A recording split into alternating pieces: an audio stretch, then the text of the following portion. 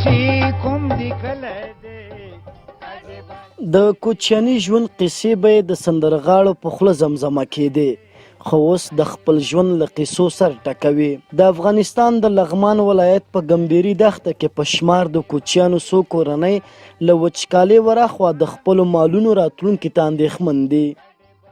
دا بس غمونه و زیات شول ځکه چې دلته وطنو کې واښه نشته او هغه د سکول و مکتب دا شیان چې موږ نه وایو لکه تعلیم نه کوو.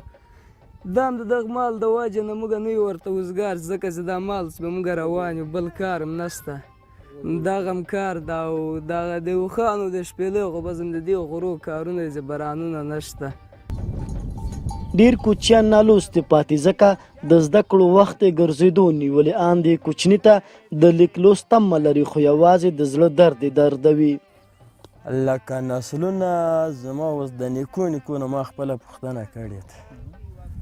زما په کورنۍ کې د تعلیم څوک نه دي تیر شوي او دا اوس زما خپله زړه کې هم دا ډېر غټ ارمان ده چې زما نه خو ځواني لاړه خو زموږ کسیران چې کوم دي دا کسر نسل د دې وخت رانه تیر شو.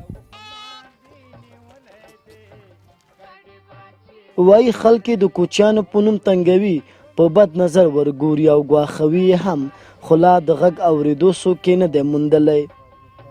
دوی وایي زلمو ته یې ودونه هم په همدغو خیمو کې کوي، خادې ته یې څوک نه ورځي خو د کمترۍ بلا ډېرې ګیلې په زړونو کې ساتي. صداقت غورځنګ، مشرق ټي وي، لغمان.